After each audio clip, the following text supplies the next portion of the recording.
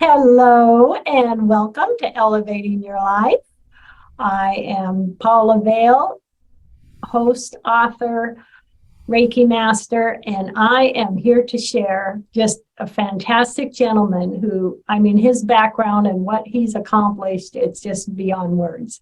I am so happy to have with us today Steve Zell, author of the Amazon #1 seller, True Creature, a supernatural murder mystery two women must solve to survive.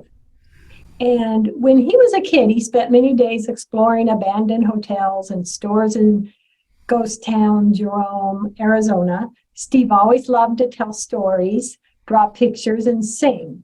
He later became an animator and digital animation tools instructor for the LA area animation and FX studios, and as a singer, became the voice of Doom for Baywatch. How fun! I love it. We're going to have to chat about that. Yeah. Anyway, he went on and did many more things, graduated University of Arizona in Tucson. And True Creature is the first book in his Mulhenney Poole, hopefully I got that right, Steve, Yep. detective series, which features investigative reporter Deanne Mulhenney and medical examiner Sarah Poole. Anyway, we will have you share that. You've written multiple books. I just want to welcome you and say thank you for joining us, Steve. Hey, well, thank you, Paula. Thanks for having me. Oh, I'm just honored and Pleasure. excited. Well, would you like to share a little more of your background? And give us It's even more idea of what odd. you've I experienced? mean, it was a twisted background. As we've said, I did a lot of, spent a lot of time near Sedona and Jerome. Yeah, Favorite great place. places up there. That whole Red Rock area. And they've got, all throughout Arizona, there's some interesting ghost towns. And as a kid, I used to just kind of walk through them, it was just always amazing to me. I mean, just the thought of something that could be alive and vibrant one day and then suddenly gone, and then now we're kind of looking at it and kind of wondering, well, what happened and what if it comes back? Which was actually what got me into my first book, which was Wizard. And that was about a town that basically was a gold mining boom town that died, became a ghost town, and then came back as something else. But it was determined and basically destined to be a ghost town again. So that's kind of what got me started. My background, my university background was kind of odd. I was going to be a veterinarian. Really wanted to be a vet. Went through 3 years of pre vet. I loved chemistry. I loved the biology of it. I loved everything about it. But at the same time, I got into a group called the Invisible Theater Company, which they do now. I think they do a lot of kind of the standard sort of plays. Back then, they wrote all original plays, and they were just really crazy. And I ended up putting in probably about 40 hours a week acting, I which love kind of cut into the whole pre-vet sort of thing. And then I became the cartoonist for the Tombstone Epitaph at the same time. So Tombstone is like the town too tough to die. They call it that. Obviously, it was the scene of the shootout at the OK Corral. There's a lot of history there. So I was doing a lot of things that had absolutely nothing to do with veterinary medicine, and an interdisciplinary degree came out, and they said you could study just about anything. And my counselor said, you may want to look into this. And it was great. I ended up getting 2 vocal scholarships for singing. I ended up working on acting, studio art, which was a big thing for me. I've always drawn. I've always, the cartoonist part of me, got to come out. So yeah, it was really kind of an odd thing. Then I ended up having a roommate who was a forensic pathology major, who worked in a morgue at night. and I don't think he was ever sober, but he was my roommate for about, a couple of semesters. And that got me into, another area. Ended up, when I got to Los Angeles, I went there to be a rock star like everybody else. I actually took classes at the LA Crime Lab in forensic pathology, just because it was, Oh, that was you know, fascinating. and it later turned into the medical examiner of the Mulhenney Poole team, Sarah Poole. So the detective series that I later started coming out, the Mulhenney Poole detective series, Sarah Poole's a medical examiner, and she's teamed up with Deanne Mulhenney, who's an investigative reporter. And so, but that was really kind of the nemesis, or not the nemesis, well, anyway, that's where she came from. That's where Sarah came from. So Nice. anyway, so that was it. It's an odd background, and yeah, while I was a singer, I did the usual thing. I sang in bars every night. I was in 3 bands. Oh my goodness. Uh, Ended up losing my voice for about 3 months, and decided that maybe singing in bands every night was probably not the greatest idea.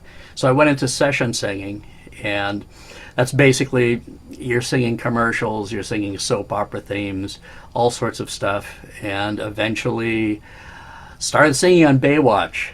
Um, it kind of became the voice of doom. Uh, every time something sad happened to a lifeguard, they had a bad hair day or eaten by a shark, whatever, um, there would be a scene of other lifeguards kind of walking dejectedly along the beach, and you would hear these rock ballads in the background, and I ended up singing a few of those. So, in fact, pretty much all of the really sad ones. Wow. And Robin Randall and Judith Randall, they were the writers of those songs. Robin and I became really, really good friends. We got to be really close, and she's amazing, an amazing writer. And yeah, so that was kind of it. So got to spend a lot of time, on the set, even though I didn't need to be there. They were just gracious enough to, have me down to say, yeah, you're going to be singing over this. And it's like, okay, that's neat. Well, thank you. That is so fun. Oh, it was fun, and they were a lot of fun, very gracious, and it was great to be on the set and everything. And you The know, closest I've ever come to anything like that was when I owned my restaurant. I had a producer of a film that was being made contact me and say, can we book some scenes in your restaurant? okay, And so we closed on Mondays. They came down from 8 in the morning to midnight to do a few scenes. My kitchen cooked everybody oh, okay. meals, and it was the funnest thing to I didn't tear it watch. apart. That was Yeah, it can be fun. It's crazy, but fun. Yeah. yeah. Well, that And had to be a good I experience. must have had a look on my face. The director said, because my son and some of my employees were in it, and he says, Paula, do you want to be in a scene? Yeah. Okay. So he got Great. the customer sitting at a table. Oh, That did it for me, my lifetime film. well, there you go. Yeah, but anyway, that is so cool, Steve. Things that come up and opportunities, and Yeah. you're to be a vet, and then you moved on, and now you write all these amazing books. What first triggered you to I want to write a book? What triggered that? It's funny. Actually, Robin's mom, Judith Randall. So what would happen is Judith wrote the lyrics for the songs, and Robin wrote the music for the songs. And that was kind of a funny thing in the studio too. Robin loved to write really high passages in the songs and the music where you had to sing very lightly and you couldn't take a breath. And she and the producer would kind of stare at me and kind of laugh silently while I was trying to sing these crazy, long passages, without choking. It was always it was just kind of a fun thing with them. But so Judith had a real interest in Interview with the Vampire and Anne Rice. And so she gave me an Interview with a Vampire, so I read that, really liked it. Then I guess The Vampire Lestat, I think was the next one. I wrote that, or read that and really liked it. And then all these other books started coming out that I really didn't like. I forget, I don't know if it was Charlotte Rampling, if that's, I forget what her, maybe it was Anne Rampling, I'm not sure, but she had another pseudonym that she wrote these kind of semi-erotic, kind of strange books. And I didn't like them at all. And I thought, geez, I could probably write something. I mean, it was really something that simple. And so I started writing. I went on and wrote this really rambling, ridiculous vampire novel that after 400 pages, I said, I have no idea where this is going. And actually, a friend of a friend introduced me to Don Pendleton, who had this amazing series that he wrote. And he agreed to look at the book. And he looked at it, he said, maybe writing isn't the best thing for you. And the funny thing about that was, he said there were things I liked, there's things, but you just obviously, there was a point where it was obvious you didn't know where you were going with this. And, until you can kind of figure out where you want to go with these, maybe you shouldn't. I mean, it seems like kind of mean, but in a way it was one of those things that, I really had to look at the reality of this. And I really wanted to write. I enjoyed it. But I came to the conclusion that I wasn't going to write anything again unless I knew how it was going to end. I had to know how it was going to end. And if something better came along while I was writing, a better ending that was natural and fit in, okay. But I had to at least have an ending that where these things were going to. And after that, I sat back, didn't write anything. I did a lot of singing. I got into animation and teaching animation and effects software at the studios. I know, another whole sort of thing, but came more from my art background. And then literally I was stuck in traffic. I think I was on La Brea. I'm not sure where in Los Angeles, but I was stuck waiting to go to a vocal session, which is always crazy because you don't want to be late to sing a session. You always have to be there at least 15 minutes early. So kind of scared of that, but I was stuck in traffic in a place that I didn't normally really look around. Normally you're in traffic and you're just, pretty much focused on the traffic. But next to me was a building that was being torn down. But not really torn down. It was more being gutted, and it was being built. It was good. They were going to use the shell, I'd say, to build something else. And it got back to me, that whole idea of when I was walking through the ghost towns again. Of, I'd thought about this once before, about what if these little ghost towns, they're boom towns, they become ghost towns. What if they boom again? But they're destined to become ghost towns again. And that whole thing came back to me in just a few minutes of watching that building. And the odd thing about it, more odd than that, I guess, was there was a poster on the side of the building of a wizard. It was a painting of a wizard, and it was curling off.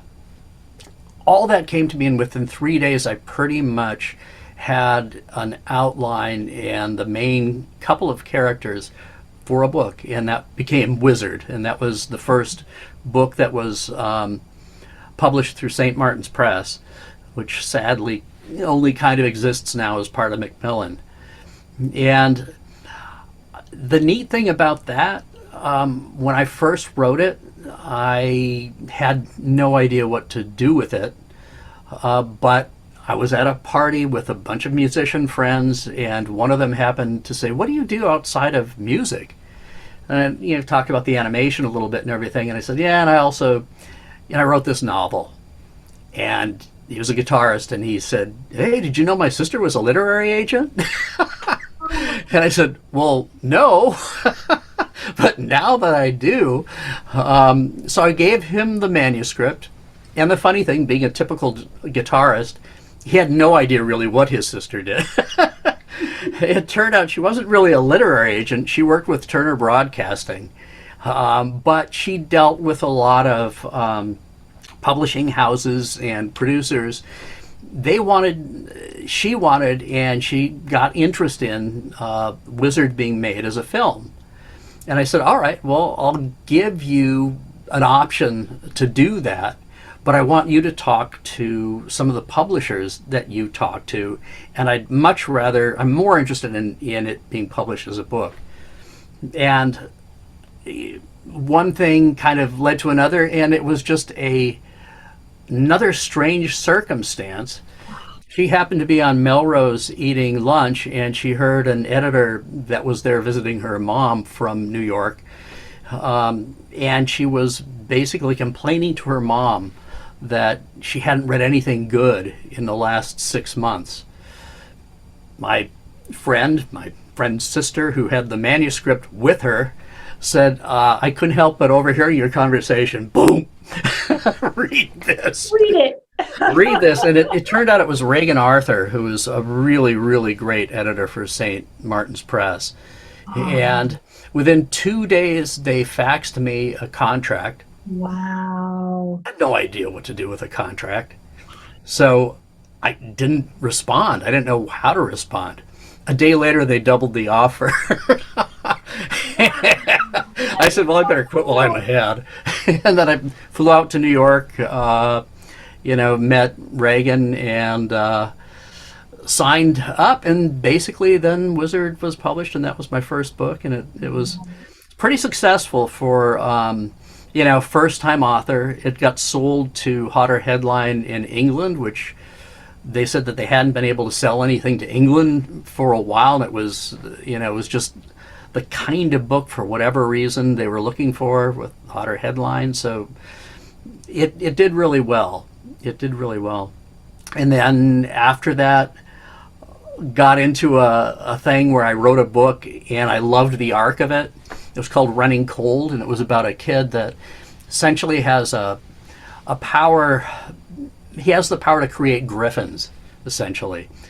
But he doesn't know how to use it. He doesn't even know that it's a special power or anything. It happens when he gets angry and words come to him. Like if somebody says something like, yeah, that's really the catbird seat. It's like his idea is cat and bird. The next thing you know, there's a catbird. Strange things kind of happen with this. He can't control it. I wrote a book. It was about 55,000 words, and St. Martin's looked at it and they said, "We really like this, but it's too short." And my agent said, I had an agent at that point. And he said, "Can you maybe shop this around to other places? Maybe get other opinions." Everybody said it's too short, it's too short. So I started padding it. I put in, different subplots, some different characters, started getting it out to like 80,000 words, which it's really interesting. They like your books to be 80,000. I don't know if it's the same with you, if you found that. It might be more with a fiction thing, but 85,000 words is where they like them to sit. Mm-hmm. But I said, look, after a while, I hated it. I thought this book it's not going where I want it to go anymore. It's taking too long. The pace is bad. So I ripped all of that stuff out of it and went back pretty much to my original and ended up self-publishing it after that. You just felt, this is what I want it to be. Well, this is what I want to do. Yes. And it's not my book anymore. And I really liked it. It ended up winning, let's see, I think that one got like third place. It was a bronze with Feathered Quill Awards. Wizard ended up getting a number one, a gold from it. But Running Cold did well. And then I wrote another one, Urban Limit, which was basically takes place in Oregon. And it's kind of what happens when you've got a kid that has a lot of training. The main character is an Olympic hopeful in pentathlon and winter biathlon, so she's basically an expert skier. She can shoot well. She's also a fencer. She has all these interesting abilities. Her father is working for a big company that's a big high tech company that has put him on sabbatical, basically.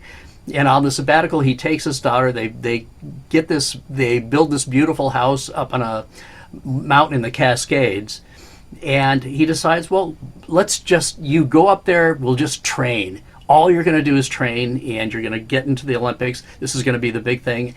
And a huge snowstorm hits, cuts them completely off from society, and it's up to her basically to try to keep the family alive using the skills that she's got. Wow. So that was Urban Limit. That's amazing. Now, your latest book, True Creature, and that series. Well, True Creature, it came first, and then Mantis came after. Then Mantis. And you describe it as a supernatural murder mystery. Yeah. Now, how is supernatural murder mystery different from just a murder mystery? I'm Okay. real curious on that. Yeah, no, it's a really good point and a good question. So True Creature kind of brought me back to Arizona again. The town I created in Wizard, Pinyon Rim, is in it, this little ghost town. What it goes back to is like Navajo mysticism, and all the way back even to Anasazi a little bit, and the fact that they had these kind of they believed in these underworld kind of underground spirits that came up. And one of the things that happened when I was a kid in Phoenix is that we had this huge water project called the Central Arizona Water Project, or CAP. Well, it was a huge political sort of thing to get that done, and it was the whole thing of kind of like the thing that happened in Los Angeles, not too different than that, of we have this land around Phoenix that needs water. We need a way to get it there. And so they ended up draining some of the other rivers around there to do it. Well, they did it essentially on Native American land. So what happens and there were a lot of deaths associated with it. Where I took it was something completely different, and it was basically the fact that they had taken this from the Native American land, that some of the mythology is basically still out there. It's real. People believe very strongly in things like shapeshifters, skinwalkers, those sorts of things. And so what happens in True Creature is there are several murders, drownings, that happen around the project, around the creation of this project. And they're tied pretty much to this one man who's running as a candidate for senator of Arizona at the time. And so he is pushing this water project, but he's also pushing it into this land. And the murders that happen to it happen, as it turns out, and we'll kind of get into this a little bit more later without giving everything away from it. Yes. But essentially, it's a shapeshifter. It's a man who takes the name Tommy Redhawk. He can turn into water. And it's his power is basically turning into water. Yeah. So he needs a place basically to contact people through water, but to stop this project and to avenge something that happened to him when he was a kid. He is what is causing these murders. So it's really kind of a supernatural murder mystery. Deanne Mulhenney is the reporter who's really there to cover the senatorial campaign for this main character. So she's covering him. A couple of the murders that happen end up crossing over into Los Angeles, and this is where medical examiner Sarah Poole picks up. The two of them together realize that the murders that they're both looking at are connected. And so that's how the team of Mulhenney and Poole. Wow. And this is the beginning of the series. Yeah, and that was the beginning of the series. Deanne actually appears in Running Cold at the very end. Her brother, who's a priest, ends up being murdered in Running Cold. And right at the end of that, she's getting ready to investigate what happened to her brother. In the Wow. Wow. meantime, Steve, these other ones happen. we have a few minutes left. Oh yeah, sorry about I that. would love to have you share your website with everyone so Sure. they can look into more of what you've done and your amazing background. And what last words do you want to share with everybody today? Just, I think a big thing, gosh, and I think that's a big thing for parents and kids. It's like, I think we have a tendency sometimes to lock kids into something. I have an interest in this. Oh, that's what you should be. And it's good to be driven in a way. It's also good to be able to break out of that sometimes. I think The you door need open. to let I your love kids, it. yeah, let Yeah. them expand. It was something that for me, I got kind of, my dad was an engineer. It was kind of odd that I could, that I loved to sing and I loved to draw and I loved to act and all these and write when I was a kid. He said, the world could be fine without art, literature, and music. Yes, a German engineer. Okay, I get it. It wasn't until college that I really kind of broke out and did all this stuff. And the truth is, my dad loved it. He supported me like you can't even believe when I finally just said, I have to do all these things. I can't just do one. And if I hadn't been there, I definitely wouldn't have come up with all these different worlds that I've ended up creating. And I just say, let the kids breathe.